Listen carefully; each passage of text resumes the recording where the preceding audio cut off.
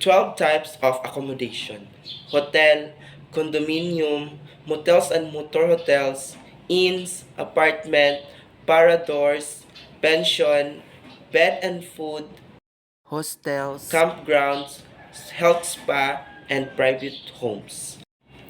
Hotels provide lodging, mealtimes, and refreshment for those who may reserve their accommodations in advance but need not do so broad terms. They provide convenience that meet the needs of modern travelers. They portray an image of efficiency services. Example of services offered of hotel. Room service, a service that delivers food and drinks to guest rooms. Next is the concierge, a service that helps guests with tasks like making restaurant reservation, finding babysitters, or booking plane tickets. Next is the spa, a service that provides a luxurious experience for guests either through on-site amenities or partnership with local spas. Next is the housekeeping, a service that cleans and maintains guest rooms. Hotel amenities. Hotel amenities are services and items that hotels offer guests at no extra cost to make their stay more enjoyable. And this is the example of hotel amenities.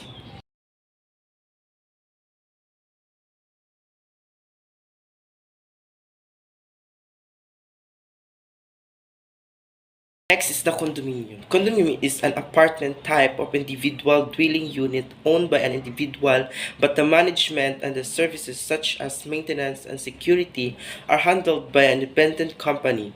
The company often contracts to rent the condominium when it's not being used by the owner. Each owner can sell his or her unit independently of the other owners. And, and this is the services offered of condominium.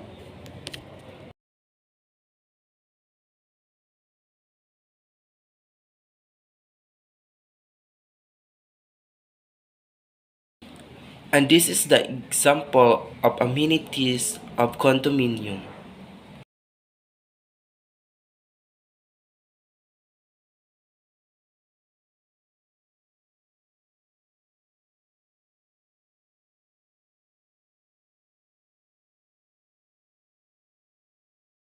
And next is the example of features of condominium.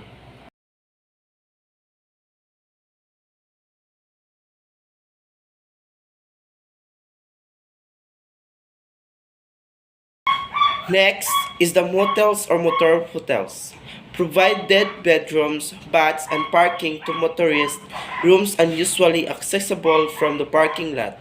They are usually near the highways. And these are the example of services offered of motels.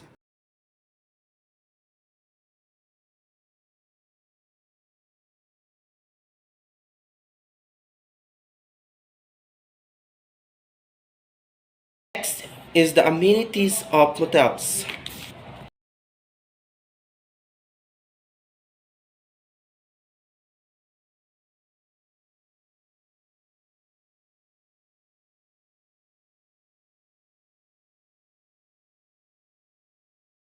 And lastly, for motels is the motel's features.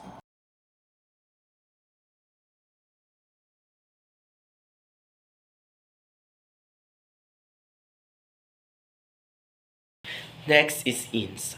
Our lodging established catering to transients that do not meet the minimum conditions of a low cost of budget hotel. And these are the example of services offered of inns.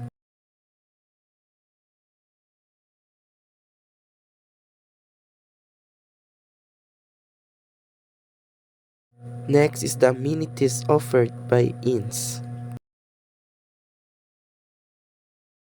And lastly, the example of features of inns.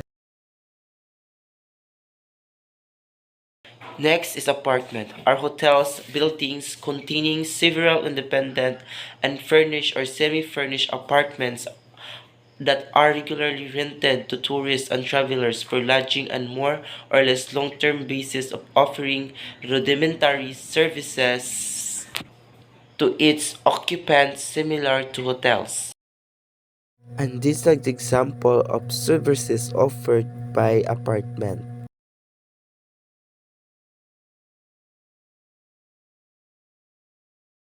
Next is the amenities offered by apartments.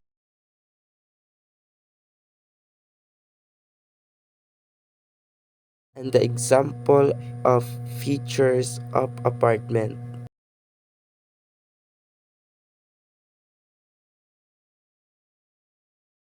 Next is the paradors. Are old convents, motorist castles, or fortresses converted into hotels by the government and operated by a national tourist office. They appeal to tourists who would like to experience the romance and ambience of the past in a 15th century Augustinian monastery of 19th century mansion. The services offered of paradors.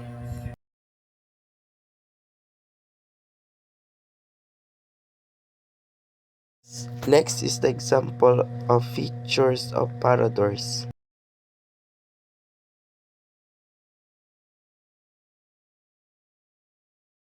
And next is the pensions. Are private or family-oriented tourist accommodations of similar to boarding houses or guest houses. They offer of food and lodging to tourists are well known for their informally family atmosphere. And this is the example of services offered of pensions.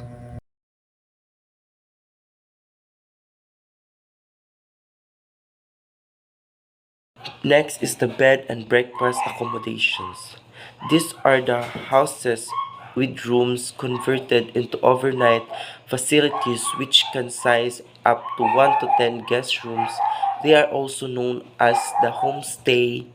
The owner of the B&B usually stays on the premises and he's responsible for serving breakfast to the guests. Services offered of bread and breakfast accommodation.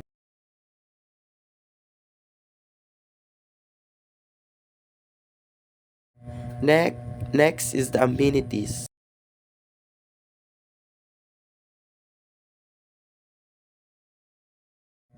And the example of features.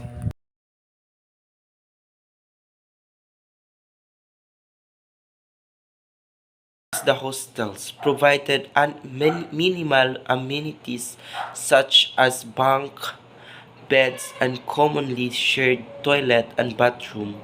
The traveler provides his or her own bedding.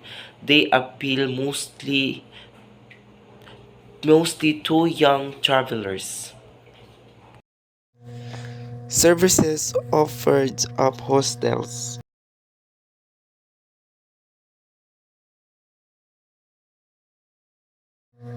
The amenities of hostels.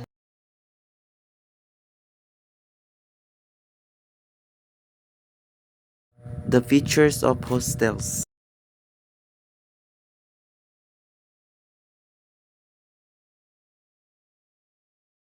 Next is the campgrounds. Appeal mostly to families who travel in recreational vehicles. The services offered of campgrounds.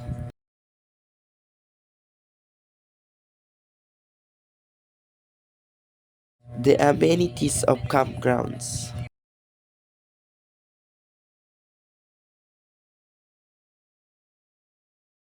Next is the features of campgrounds. And next is the health spas. Hostels are resorts that cater to individuals who go to spas or mineral springs to weight reductions or medical treatment. The services offered of health spas.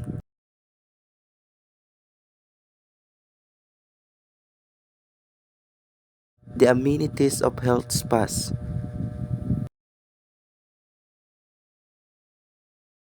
The features of health spas. And lastly, the private homes provide lodging to tourists when accommodations are not available during peak periods. The services offered of private homes. The amenities offered of private homes. And lastly, the features.